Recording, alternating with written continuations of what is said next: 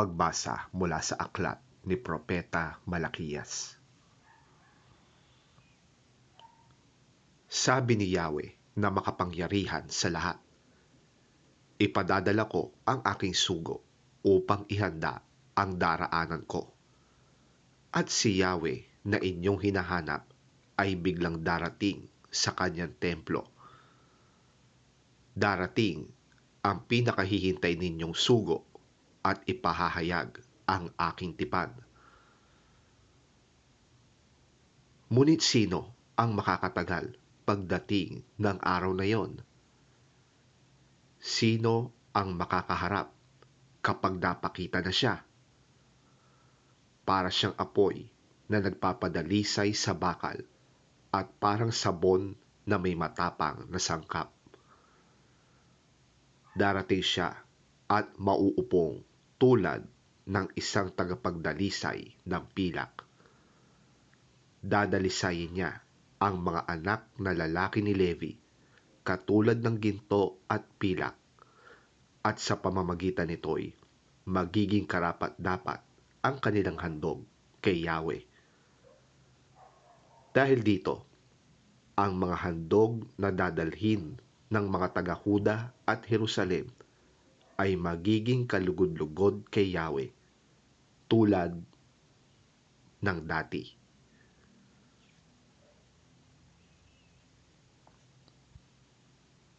Ang salita ng Diyos.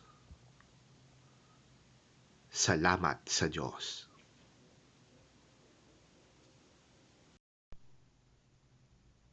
Pagbasa mula sa sulat sa mga Hebreo.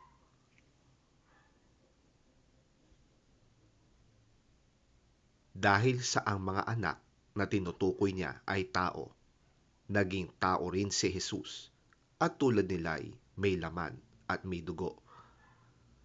Ginawa niya ito upang sa pamamagitan ng kanyang kamatayan ay mawasak niya ang kapangyarihan ng dyablo na siyang may kapangyarihan sa kamatayan.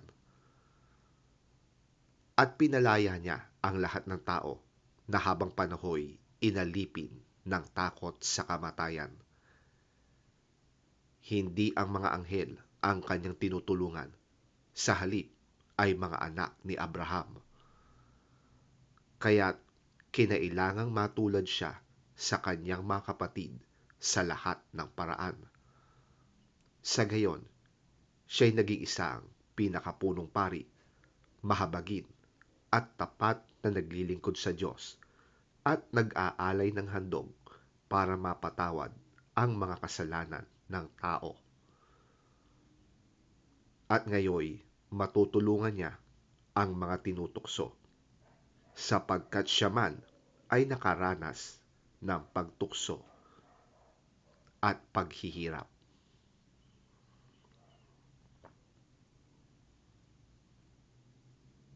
Ang salita ng Diyos. Salamat sa Diyos.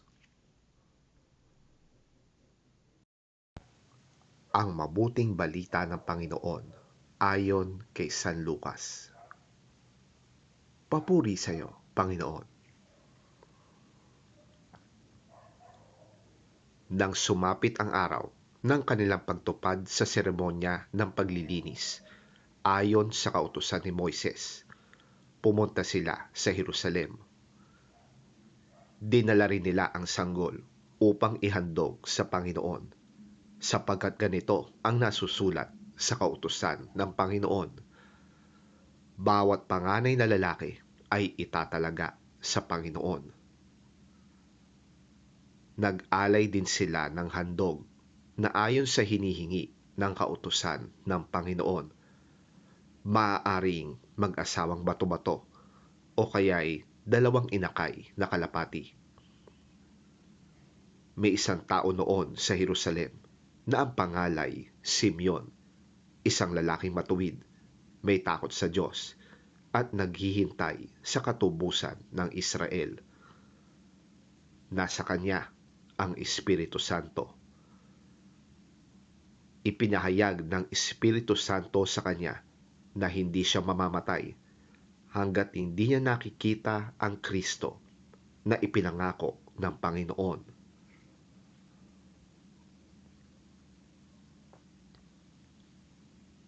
Sa patnubay ng Espiritu, si Simeon ay pumasok sa templo. At nang dalhin doon ni Jose at Maria ang sanggol na si Jesus upang tuparin ang ayon sa hinihingi ng kautusan, kinarga ni Simeon ang sanggol. Pagkatapos, nagpuri siya sa Diyos. Ngayon, Panginoon, maaari na pong yumaong mapayapa ang inyong abang alipin ayon sa inyong pangako.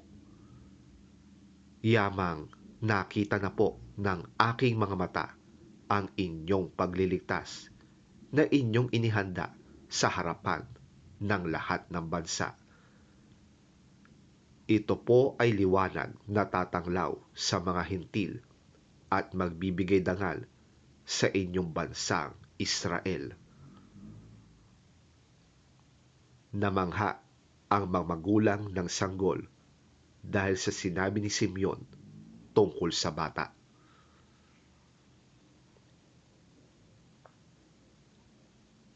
Binasbasan sila ni Simeon at sinabi kay Maria, "Tandaan mo, ang batang ito'y nakatalaga sa ikapapahamak o ikaliligtas ng marami sa Israel. Siya ang magiging tanda mula sa Diyos, ngunit tutuligsain siya ng marami. Kaya't mahahayag ang kanilang iniisip. Dahil dito, magdaranas ka ng matinding kapighatiang parang isang patalim na itinarak sa iyong puso." Naroon din sa templo ang isang propetang babae na ang pangalan ay Ana, anak ni Fanuel, at mula sa angkan ni Aser. Siya'y napakatanda na. 7 taon pa lamang silang nagsasama ng kanyang asawa at ngayoy 84 na taon na siyang biyuda.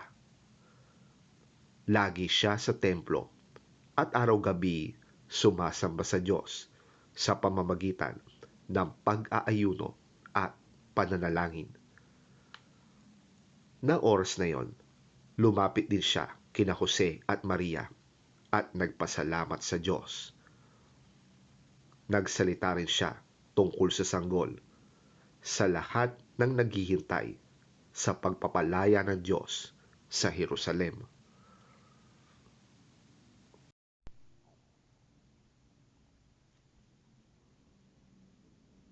Nang maisagawa na nila ang lahat ng ayon sa hinihingi ng kautusan ng Panginoon, umuwi na sila sa bayan ng Nazaret sa Galilea. Ang batay lumaking malusog, matalino, at kalugod-lugod sa Diyos.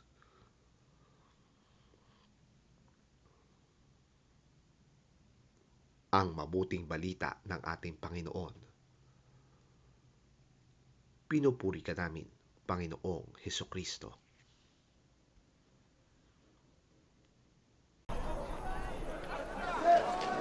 When the time came for the purification rites required by the law of Moses, Joseph and Mary took him to Jerusalem to present him to the Lord. As it is written in the law of the Lord, every firstborn male is to be consecrated to the Lord, and to offer a sacrifice in keeping with what is said in the law of the Lord: a pair of doves or 2 young pigeons. Now there was a man in Jerusalem called Simeon, who was righteous and devout. He was waiting for the consolation of Israel, and the Holy Spirit was on him. It had been revealed to him by the Holy Spirit that he would not die before he had seen the Lord's Messiah. Moved by the Spirit, he went into the temple courts. When the parents brought in the child Jesus to do for him what the custom of the law required, Simeon took him in his arms and praised God, saying, "Sovereign Lord, as you have promised, you may now dismiss your servant in peace. For my eyes have seen your salvation, which you have prepared in the sight of all nations, a light for revelation to the Gentiles, and the glory of your people Israel." The child's father and mother marveled at what was said about him.